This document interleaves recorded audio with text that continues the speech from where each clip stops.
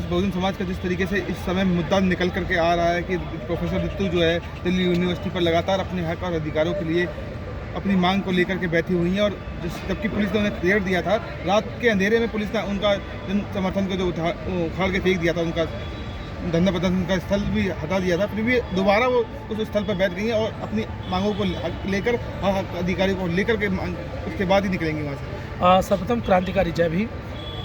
देखिए, प्रोफेसर रितु का शायद मैं नहीं मानता कोई इतना बड़ा मुद्दा है, और ना ही मैं इसे समझता, क्योंकि प्रोफेसर रितु जो है वो समाज की लड़ाई को नहीं लड़ रही है। अच्छा, वो अपनी नौकरी की लड़ाई लड़ रही है। नौकरी उन्हें करनी होती तो वो विदेशों में भी जाके कर सकती है, वहाँ से मैं बता उनको। नहीं, ये सब कहलाने की बात है। आप कभी उनके उसे देखेंगे उनके पैम्पलेट्स को, तो उसमें नीचे नौकरी शब्द बार बार आ रहा है। अच्छा, मुझे बताइए, जब इनकी नौकरी निकलने से पहले, जब नौकरी पे थी, उससे पहले कितने सामाजिक आंदोलनों में ये जेल गई? एक आंदोलन का नाम बताइए। ये कितने आंदोलनों में खड़ी रही उस समय, जब तक इन्हें नौकरी से नहीं हटाया गया? ये तभी आई।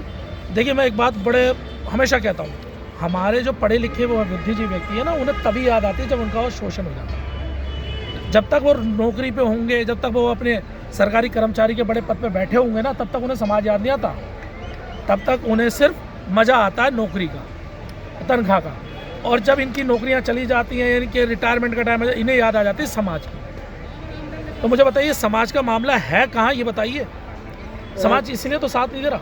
आप कभी किसी अन्य पार्टी के दल के साथ चले जाते, कभी तो आप चले जाते क्या नाम है, कांग्रेसी आपके साथ बैठे होते, कभी आप कम्युनिस्टों को साथ बैठाते। बात करें आप बाबा साहब के आइडियोलॉजी, जो एंटी है बाबा साहब के आइडियोलॉजी की, आप उनको अपने सर पे बैठा के अपने साथ रखने का है कि आप असामाजिक लड़ाई। सरदार जी, डॉक्टर रितु बार बार समाज को आलोचना कर रहे हैं कि समाज के लोग सोए हैं, समाज के लोग हमारा साथ नहीं दे रहे हैं। लेकिन इससे पहले, जब तक डॉक्टर रितु के साथ शोषण नहीं हुआ है, इससे पहले तमाम लोगों के साथ अत्याचार हुआ, जुल्म हुआ, कितने लोग जेल गए, बहुत लोग मारे गए। तब ये डॉक्टर रितु कहाँ थे समाज के लोग? जब जेल गए थे तो लोग इनकी किसी के बारे में बोल नहीं रहे थे। ऐसे तमाम नेता हैं जो आज जब शोषण होता है तब आवाज़ करते हैं। यही तो सवाल मैं कर रहा हूँ मेरे भाई, आप सही कह रहे हैं, मैं यही सवाल कर रहा हूँ। ये जितने लोग हैं सत्ता की चाटुकारिता में लगे रहे, जितने भी लोग हैं, आप लगाइए, राजेंद्र पाल गौतम जी हैं, जय भीम मिशन चलाते हैं, बड़ा सम्मान करते हैं, जय भीम मिशन चला रहे हैं, लेकिन केजरीवाल को नहीं छोड़ेंगे। इसी तरह भानु प्रताप हैं, वो अपनी एक पॉलिटिकल पार्टी चला रहे हैं। इसी तरह से वो क्या नाम है, महमूद प्राचा जी हैं, जो कांग्रेस के वो रहे। अरे भाई, ये वो लोग हैं जिन्होंने समाज से इनका कोई मतलब नहीं रहा, जो समाज के लिए जेलों में गए, उनको तो किसी ने पूछा ही नहीं।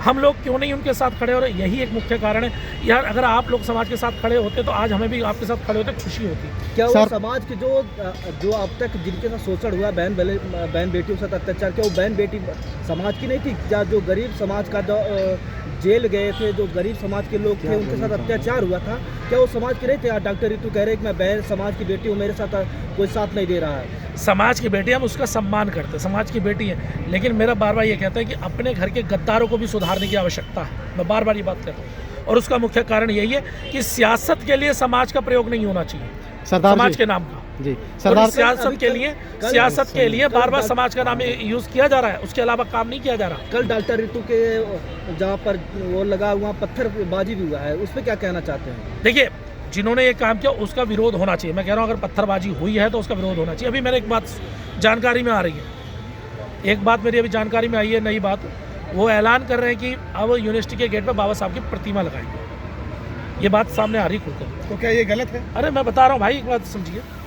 मैं प्रतिमा का समर्थन करता हूँ, प्रतिमा लगनी चाहिए, लेकिन कानूनी तरीके से लगनी चाहिए। आप क्या दिल्ली के जो अपने बहुजन समाज के युवा है, क्या उन्हें दंगों की आग में झोंकना चाहते हैं? क्या ये सियासत नहीं है? आप बताइए, आप किसी पार्क में लगाइए, हम आपके साथ खड़े हैं।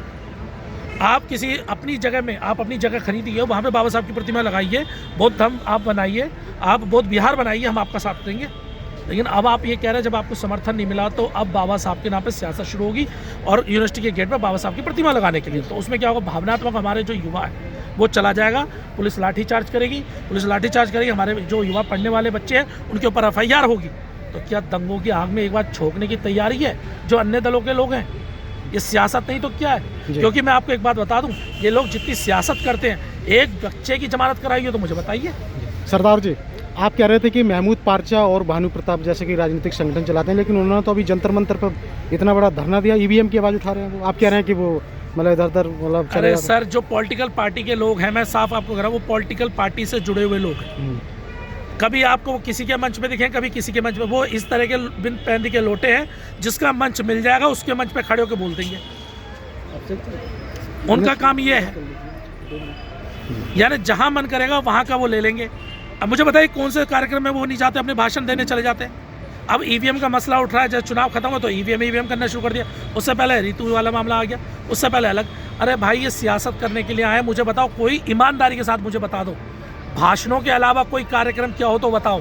नहीं, पब्लिक कह रही है कि राजनीतिक दल ईवीएम का मुद्दा नहीं उठाते। अब वो राजनीतिक दल से ही तो हैं, तो इसलिए ईवीएम का मुद्दा उठा रहे हैं। सर, भानु प्रताप आदमी एक चुनाव नहीं लड़े, उनका खुद का राजनीतिक दल है, उसके बाद चुनाव नहीं लड़ते, लेकिन मंच चाहिए उन्हें, सारे मंच चाहिए उनको, लेकिन वो चुनाव नहीं लड़ते। बताइए क्या करोगे आप?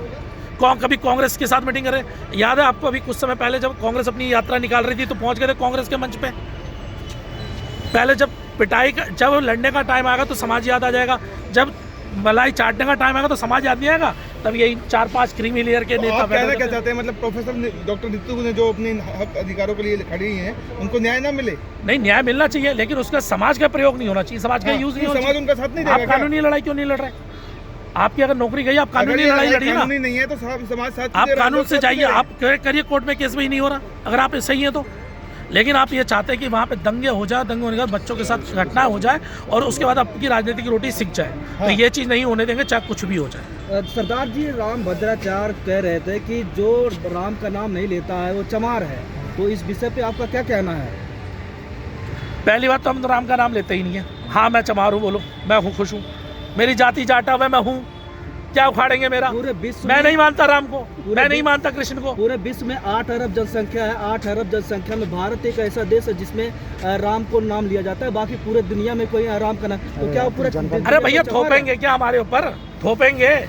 हम नहीं मानते, हम बाबा साहब को मानते हैं, हम बाबा साहब को मानते हैं, बुद्ध को मानते हैं, गुरु नानक को मानते हैं। हम नहीं मानते राम को, हम नहीं मानते सीता को। क्यों माने? इसलिए राम को माने कि शंभुक का वध कर दिया था, हमारे लोगों के शिक्षा का अधिकार हमसे छीन लिया था, हमारे लोगों से रोजगार का अधिकार छीन लिया था, हमारे लोगों से जमीनें छीन ली थी, हमारी महिलाओं के साथ शोषण किया था इन लोगों ने।